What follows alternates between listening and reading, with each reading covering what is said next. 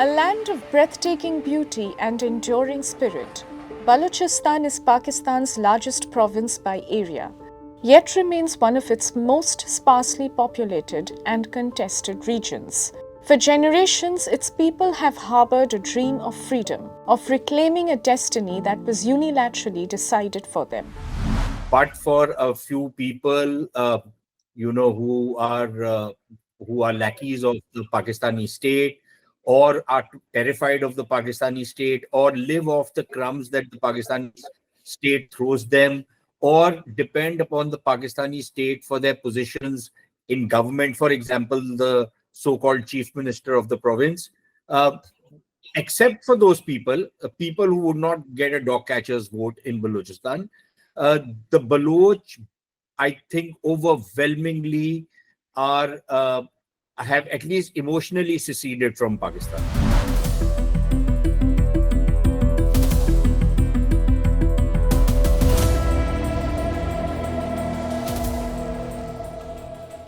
In 19th century, the British Empire used Balochistan as a strategic buffer, a bulwark against expansionist powers like Russia. Despite attempts to control the region, the fierce independence of the Baloch tribes led the British to adopt a policy of non-interference. This loose governance allowed the Baloch to preserve a sense of autonomy and sowed the seeds of resistance that would echo for decades despite Jinnah's betrayal and the forced accession.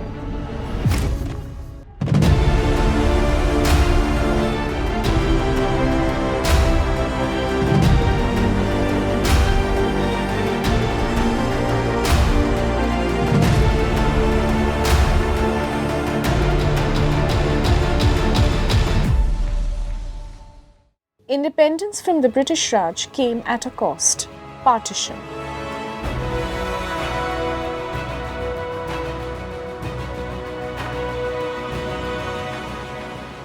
Balochistan found itself at a crossroads. The region comprised 4 princely states: Kharan, Makran, Lasbela and Kalat. The 4 princely states were given the choice: join India, join Pakistan, or remain independent. Khan Mir Ahmed Yar Khan of Kalat chose independence on August 15, 1947, an assertion of Baloch identity. Yet the tides turned swiftly. Pressured by British advisors and ambitions of Pakistan's founding father Muhammad Ali Jinnah, Kalat's independence was short-lived. In October 1947, Jinnah reversed his stance, and by March 18, 1948, the accession of Kharan, Makran and Lasbela left Kalat isolated, landlocked, forcing the Khan's hand under mounting pressure and false propaganda.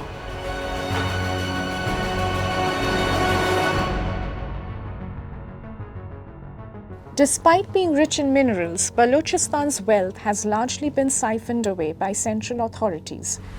Economically, Balochistan is easily the most backward and underdeveloped province. It's a province whose resources have been used to enrich other provinces, especially Punjab, and to some extent the urban areas, and by that I mean really Karachi. The Baloch have been deprived the benefits of their own natural resources, and clearly things are now reaching a tipping point in terms of their patience with the Pakistani state.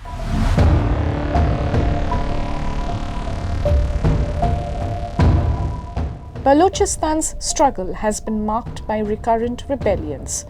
First rebellion in 1948, Prince Abdul Karim, brother of the Khan of Kalat, led the first armed uprising against Pakistan's annexation. Though short-lived, it ignited the flame of Baloch resistance. Second rebellion 1958, Nawab Nauroz Khan rebelled against Pakistan's one-unit policy, demanding autonomy. Betrayed in negotiations, he was imprisoned and several of his followers were executed. Third rebellion 1963, Sher Muhammad Mari, also known as General Sharof, launched a guerrilla war, striking military targets, demanding troop withdrawal and Baloch autonomy. Though suppressed, the resistance never faded. Each uprising, emboldened further after Bangladesh's independence from Pakistan in 1971, has been met with overwhelming force and in many cases tragic loss.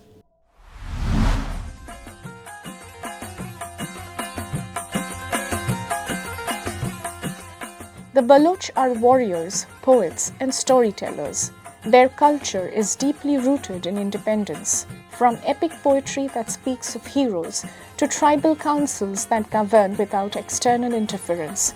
Balochistan's heart beats with defiance. But resistance has come at a cost. Pakistan's policies have sought to suppress Baloch identity, banning balochi in schools, erasing history, imposing an external rule.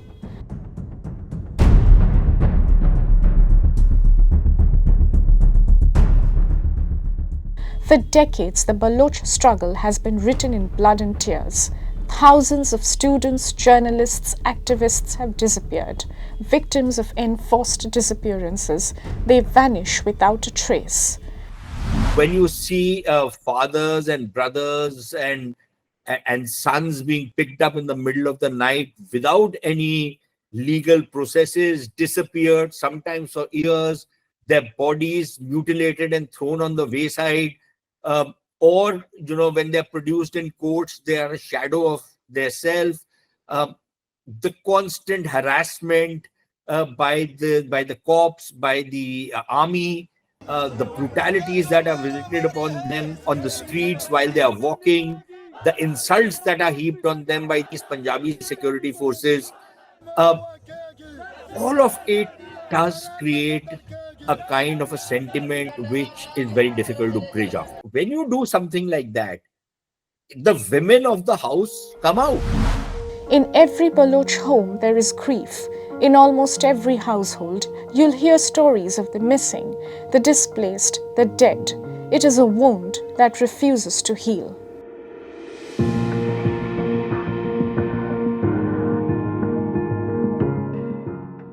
In recent years, the Baloch insurgency has taken a more violent turn. On March 11, 2025, armed militants from the Balochistan Liberation Army, one of the strongest rebel groups in the region, hijacked the Jaffar Express. The train was carrying over 400 passengers from Quetta to Peshawar.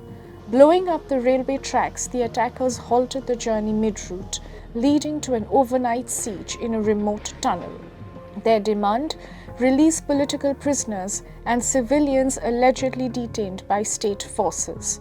After a 30-hour standoff, Pakistani security forces ended the siege, killing 33 militants. 21 passengers, 4 security personnel tragically lost their lives. This latest insurgency is, at least by my reckoning, at least 25 years old. It started around 2001.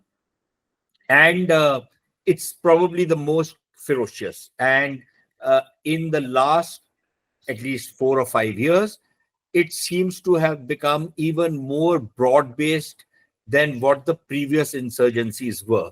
So while there has always been a reservoir of resentment, but I think today the feeling of resentment is all-encompassing.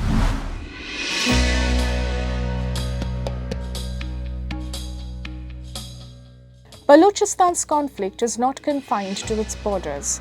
It has profound regional implications. The province's strategic location along the Arabian Sea, resource-rich lands make it a focal point for global trade. Regional power plays. China's massive investment through the China-Pakistan Economic Corridor, or CPEC, and its management of the Gwadar port have added another layer of complexity. CPEC जो है उसने और उस पर जलती का तेल का काम किया, क्योंकि उसमें कोई भी हिस्सा बलूचिस्तान को नहीं दिया जा रहा. इवन लेबर जो है वो पंजाब से लाई जा रही है या चाइनीज़ लेबर आके काम कर रही है. बलूच लेबर जो है उन पर भरोसा नहीं किया जा रहा, उनको वहाँ पर काम नहीं दिया जा रहा. तो इससे और ज़्यादा नफरत फैल रही है. With resources extracted under military watch, feelings of exclusion and exploitation are intensified. The local people say we are not stakeholders. We don't get jobs. we were basically a fishing community, a thriving fishing community, but we can't even go out and fish today, partly because you have given a free run to Chinese trawlers to come in and extract all the. They've been doing overfishing in the waters of straddling Gwadar. So this CPEC is yet another example of how the Pakistani state has tried to exploit us. So that is the answer that you get from the Baloch.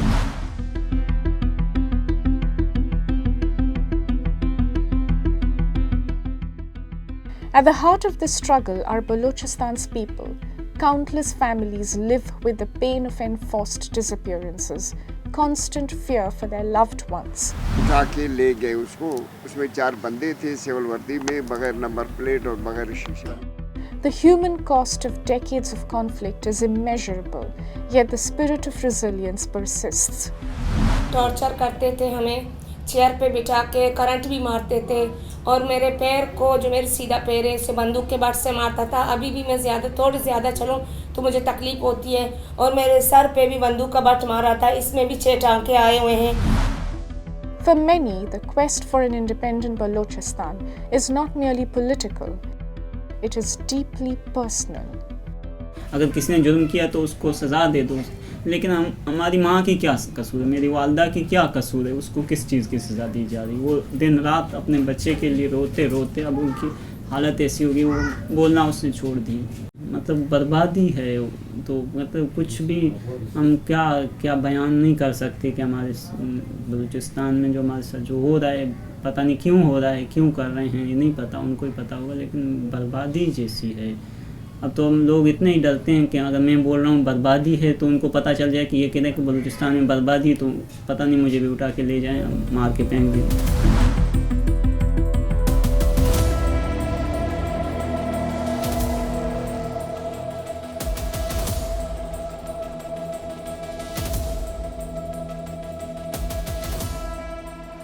But I think